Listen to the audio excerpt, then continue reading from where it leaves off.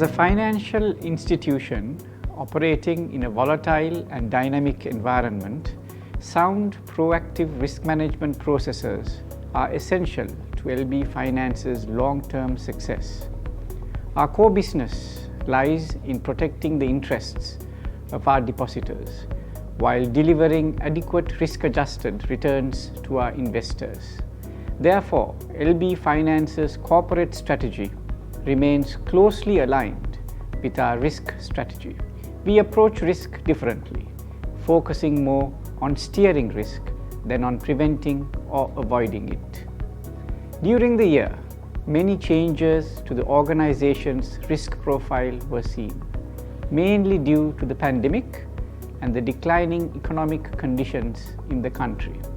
The credit quality of the entire industry was affected, with the non-performing loan ratio increasing to reach double digits. We are proud to say that even in a turbulent and challenging environment, the strength of LB Finance's credit risk management practices helped us to keep the credit risk to far below industry levels.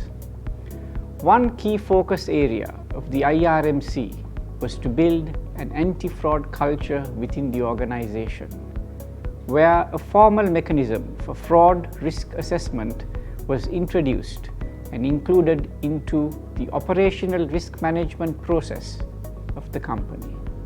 We also established a new branch risk assessment methodology to help identify branches with the highest operational risk.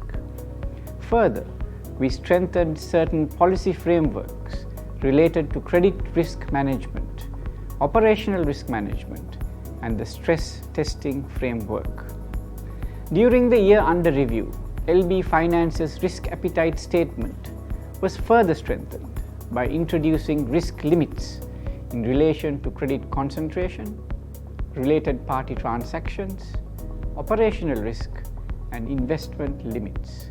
Another new development was the embedding of the Myanmar subsidiary, LB Microfinance Myanmar Company Limited, to the enterprise risk management process of the company, extending the risks to include more qualitative risk management practices, in addition to the financial risk management monitoring and reporting.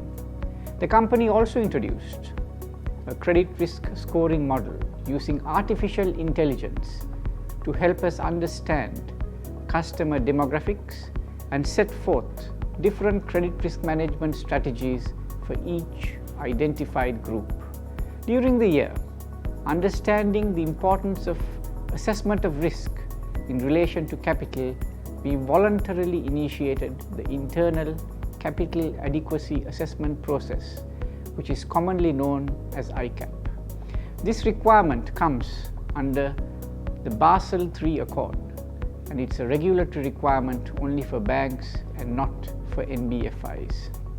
With the highest levels of cyber and IT-related risks, the IRMC also began to assess IT risks via a separate reporting mechanism, and we began to review it more closely.